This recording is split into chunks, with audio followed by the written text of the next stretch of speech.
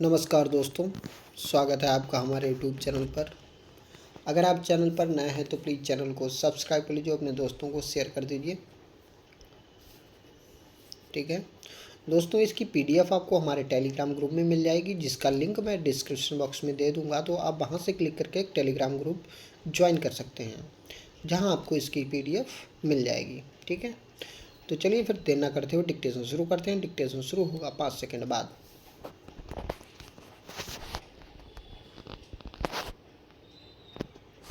Start.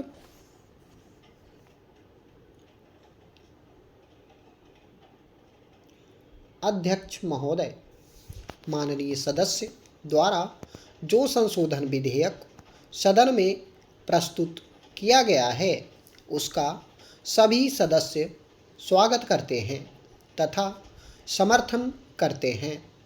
एक अच्छे काम के लिए उचित विधेयक सामने आया है। रेलवे हमारे सार्वजनिक क्षेत्र का एक बहुत महत्वपूर्ण उद्योग है, अतः इसके सभी पहलुओं पर विचार करना आवश्यक है। पंचवर्षीय योजना में रेल उद्योग की मुख्य भूमिका होगी। ऐसे कई प्रश्न इस उद्योग के साथ जुड़े हुए हैं। जब हम इस दृष्टिकोण से कई पहलुओं पर नज़र डालते हैं तो हमें चिंता होती है। सर्वप्रथम मैं इसके आर्थिक पक्ष की ओर मंत्री महोदय का ध्यान आकर्षित करना चाहता हूँ।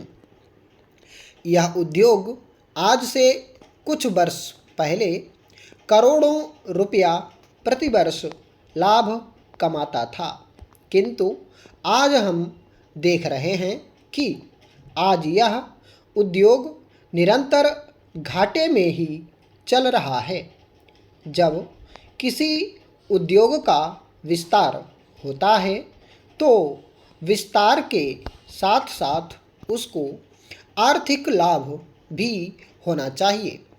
इस उद्योग की स्थिति के बारे में मंत्री महोदय को जानकारी है, इसलिए मैं निवेदन करना चाहता हूं कि सबसे पहले इस उद्योग की आर्थिक स्थिति सुधारने के लिए हमें प्रयास करना चाहिए। किसी भी उद्योग की आर्थिक स्थिति कमज़ोर हो, उसमें लगातार घाटा होता रहे तो इस तरह से उद्योग चल नहीं पाता है। अब मैं पिछड़े क्षेत्रों के विकास के संबंध में आपका ध्यान आकर्षित करना चाहता हूँ। जब रेलवे का विकास होता है तो उससे क्षेत्रों का पिछड़ापन भी दूर होता है और राष्ट्र का एकीकरण करने में रेलवे की मुख्य भूमिका होती है। किसी क्षेत्र में रेलवे के प्रवेश का यह अर्थ होता है कि इससे देश का एकीकरण होता है, देश में जागृति आती है और पिछड़े हुए क्षेत्रों का विकास होता है। देश के उद्योगों में वृद्धि होती है और देश विकास की ओर अग्रसर होता है। इस दृष्टि से जब हम रेलवे की ओर देखते हैं तो हमें साफ दिखाई पड़ता है कि जो पिछड़े हुए क्षेत्र हैं, जहां पर आपको कुछ खर्च करना चाहिए और रेल लाइनें पहुंचानी चाहिए, वहां आप वैसा नहीं कर रहे हैं। दूर दराज के क्षेत्रों में जैसे पहाड़ी व रेगिस्तानी क्षेत्रों में रेलवे लाइनें बिछाकर उन्हें देश के अन्य क्षेत्रों के साथ जोड़ा जाना चाहिए, ताकि उनमें औद्योगिक प्रगति लाई जा सके और उनके पिछड़ेपन को दूर किया जा सके। इन क्षेत्रों में रेल के आने से वहाँ के लोगों को रोजगार के अवसर भी मिलेंगे।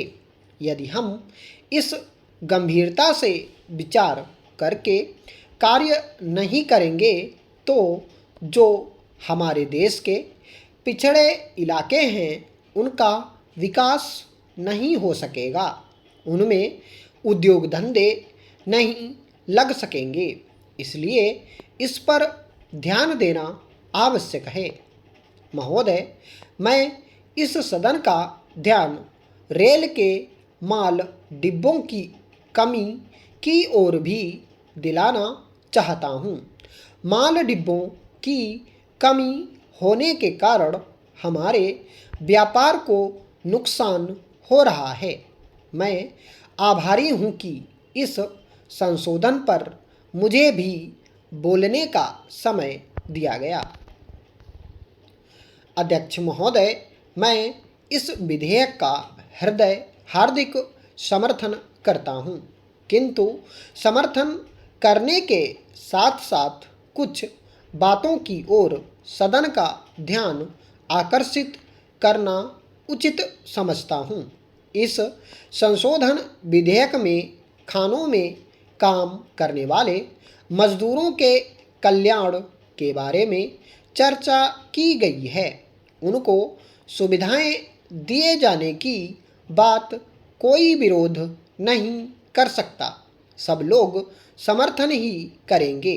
हम देखते हैं कि मजदूरों का जितना भला होना चाहिए था उतना नहीं हो पाया है। इस बात की चर्चा करते हुए मैं दो बहुत ही महत्वपूर्ण बातें सदन के सामने प्रस्तुत करना चाहता हूँ। अभी कुछ महीने पहले मजदूर संघ की रैली हुई थी। इस रैली में बहुत बड़ी संख्या में खानों में काम करने वाले श्रमिक भी आए थे। उन्होंने शिकायत की कि उनमें से बहुत से लोग हिंदी भाषी क्षेत्रों के हैं, किंतु उनके बच्चों के लिए स्कूलों में पढ़ने की व्यवस्था नहीं है। सरकार का यह नियम है कि अगर काफ़ी संख्या में इस तरह के लोग हों और जिस भाषा को भी वे जानते या बोलते हों उसी भाषा में शिक्षा देने की व्यवस्था होनी चाहिए, लेकिन खान मालिकों ने इसकी व्यवस्था नहीं की है, जिसकी वजह से कठिनाई होती है। मैं माननीय मंत्री जी से यह कहना चाहता हूँ कि वे इसका पता लगाएं और यदि बात सही है तो उनके बच्चों को अनपढ़ बनाकर रखने से कोई लाभ नहीं होगा। इसलिए आप यह अवश्य देखें कि इस तरह काम करने वाले मजदूरों के बच्चों की शिक्षा उनकी भाषा में हो। मजदूरों के कल्याण से इस बिल का संबंध है और यदि मजदूर शिक्षित नहीं होंगे तो कल्याण की बात भी नहीं समझ सकेंगे। दूसरी बात दुर्घटना से संबंधित है। खानों में दुर्घटनाएं बहुत होती हैं, लेकिन उनके लिए जो मुआवजा आदि उनको मिलना चाहिए वह उचित तरीके से उनको नहीं मिलता है। मेरा आपसे निवेदन है कि आप जहां इस तरह की बात हो, जहां आपका कानून तोड़ा जाता हो, वहां उस पर रोक लगाएं।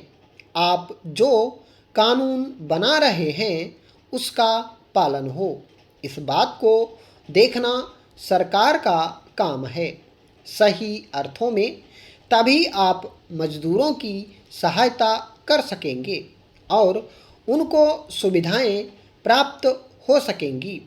अच्छा यह होता यदि उनके कल्याण की सभी बातें विधेयक में रहती। यह विधेयक फिर भी सही है और मैं इसका समर्थन करता हूँ। इस विधेयक का समर्थन मैं इसलिए भी करना चाहता हूँ कि इससे पूर्व इस विषय पर इस सदन में काफ़ी विस्तार से चर्चा हुई है और अधिकांश सदस्यों ने भी इस महत्वपूर्ण विधेयक पर खुलकर विचार रखे हैं। चर्चा के दौरान इस विधेयक के हर पहलू पर विस्तार से विचार भी हुआ है।